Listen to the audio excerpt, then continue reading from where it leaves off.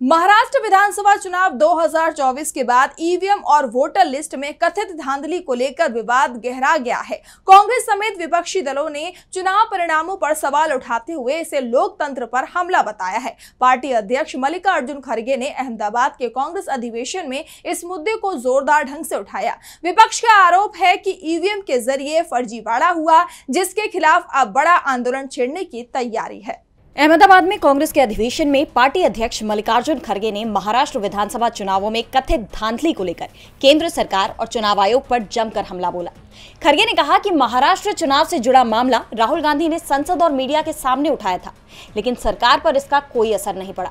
उन्होंने आरोप लगाया कि लोकसभा और विधानसभा चुनाव के बीच महाराष्ट्र में लाखों मतदाता अचानक बढ़ गए, जिससे चुनावी प्रक्रिया की पारदर्शिता पर सवाल उठते हैं।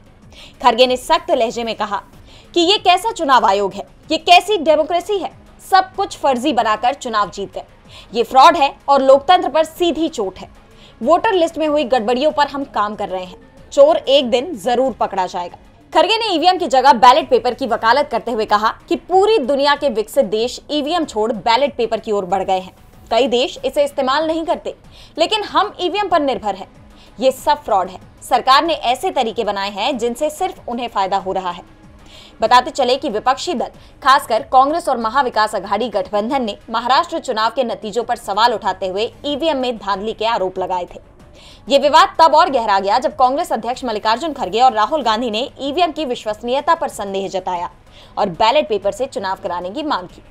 इसके अलावा लोकसभा चुनाव 2024 और विधानसभा चुनाव के बीच मतदाताओं की संख्या में अचानक बढ़ोतरी ने भी सवाल खड़े किए।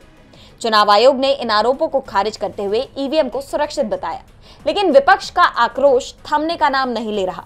यह मुद्दा अब कांग्रेस के बड़े मंचों पर भी उठाया जा रहा है।